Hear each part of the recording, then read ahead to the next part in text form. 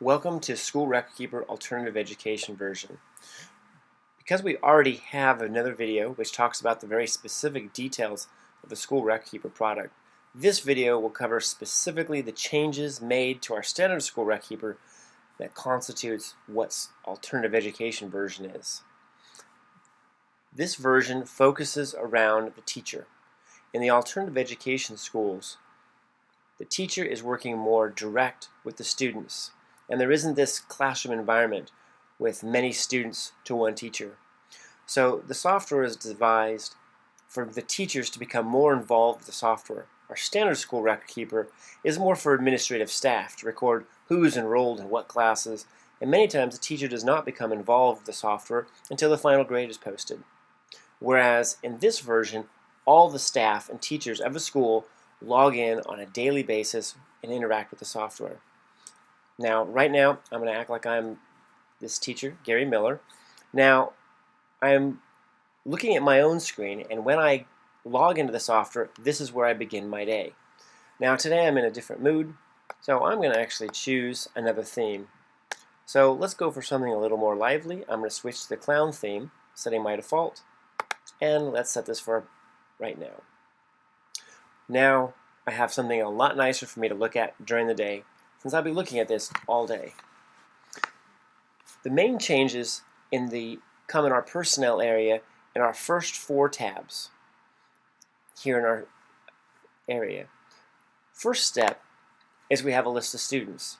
Now, every student who is enrolled in one of my courses is now listed in this list. I can view a list of students by students. Using the magnifier, I could jump straight to that student's record, or I can view the detail of what has been occurring in my history with each visit with each student. A click here would show that I haven't met very many times with this student. Whereas if I try another student, I can see that each student has a different amount of history and records as to what I've accomplished. Now, this screen is also intended to help with the final reports process of after each month. So what I'm seeing here in my columns are the indication for this time frame whether the student is satisfactory or making unsatisfactory progress. The time frame I'm chosen is the 2010 school year, and I'm looking at the month of September. Now at any time I can click and I can change it back to a previous time frame. And when I do so, I see the marks that apply to that time frame. And as I scroll down, what I'm going to notice is I can actually now see the number of visits that I had with each student, the number of visits that were considered satisfactory, and how many no-shows that I may have had with each student. And this will help me generate my report at the end of each period as to whether I'm satisfactory or not. Plus, I can also zoom in at any time and see exactly what occurred and what I had made notes for.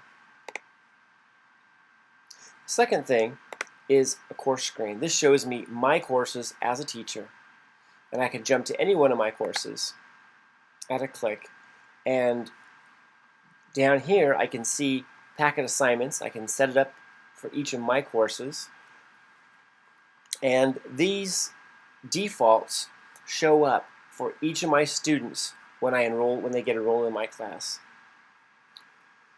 And then I can keep track of what assignments I give throughout the course. If I click on enrollees, I can see a list of who is currently enrolled in my poetry class, as well as with the history tab to see everybody who has ever been enrolled in my history class, or my poetry class. Now at a click of going back to personnel, you notice I go right back to where I was at. I'm now looking at courses, and throughout the program, anytime that you leave an area with a magnifier, clicking its main tab will remember which screen you were on when you left to take you right back for faster navigation. The Appointments tab lets me see my appointments on any given day. The system defaults to today, but I can of course move the date forward and backwards, as with a quick change it to any specific day. When I see my list of appointments, I have the option of editing an appointment, changing it to another time, making a note for the appointment, deleting it, or I can add a new appointment. I can choose my time slot. I can choose how long the appointment will last. If I don't know the student's number, I can choose from a list alphabetically, or I can enter their number directly. Create the appointment, and now I have an appointment with the student. I can also jump to the student's file by also clicking the student's magnifier. And under the Appointments tab, I can actually see that I now have a 1 o'clock appointment with this student. Going back to the Personnel, I can see my appointment list again. The calendar screen is more for administrators and those who will be taking appointments in bulk. It allows the staff member to be able to choose which staff members they want to view the calendar for and be able to see an overview of who has available time slots and when. As you can see here, I have an available time slot, 10:30. I can click my time slot, choose a student, and enroll the appointment. And by pointing on any spot, I can actually see what it is that I have an appointment for. Now, these are the main areas that cover personnel. The rest of the adjustments come over here in our student area. And our students, on our details screen, which is our default screen, you'll notice that we've changed all of the tabs from our standard version, which cover a listing of all the appointments that a student has, the books that the student has checked out, which ones have been out, which ones have been returned, and if there's any money involved, how many books are out, historical logs of correspondence sent from to the parent to the student, a phone log of conversations with the parent, advisor notes, conference notes, actions that have occurred with the student. Each of these log areas are locked historically after 24 hours after the entry is made. So a staff member, upon making the entry, does have the option of making corrections to their work, but once the day is passed, they cannot go back, so somebody can't change the historical records. They become locked in time. We also have our test area. Our test area indicates all the different tests that a student has taken, what grade level they were at when they took the test, and the system can be pre-configured in our test editor as to know what level a certain score is. As an example, a 437 counts as a level 4 and is a passing grade. The system knows this. In the configuration, the system was told that a WASL score of a particular grade level has certain levels and certain passing levels. So that makes data entry a little easier, helping somebody know whether or not it is passing or not. However, it is a manual process to keep track of whether the student has ultimately passed the reading, writing, and math sections for graduation. These are not automatically updated from down below. As you can see, this person has actually taken the reading level test more than once, but at each grade, only the last grade, at 9th grade level, actually counted towards graduation. This Needs button allows the system to automatically find all active students who are in need of reading tests. This makes it easy when it comes for test taking to produce reports as to which students need which tests. Now we have this unique goals and plans area. Now they're very similar to each other. It is simply a log of goals or plans for improvement that the staff can create, which help guide the students to improving their schoolwork. I can look at any particular existing plan. This particular feature, when I create a new goal or a new plan, automatically takes and fills in the current coursework that the student is working on. Goals may be entered. You may print a form, and this form acts as a contract.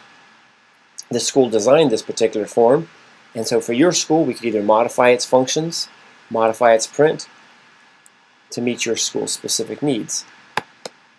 But this school had areas for goals and plans. As their school's needs changed, we were able to customize and make this meet the needs of the school.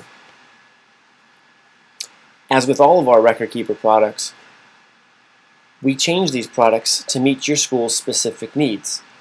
Although the product may meet most of your needs right out of the box, Not everything might meet your specific needs for your state and for your area. All alternative high schools and schools of that nature are ongoing, changing in the methodology and the way they run their school, and we can accommodate you for that. This program has an area for senior checklists, senior information for producing the transcript, as well as an overview of the credits required, how many is completed, and where they need to work on to be able to complete credit for their graduation. This area will actually is shown in our credit eval area, which we'll talk about later, which gives a detailed overview of a student's progress.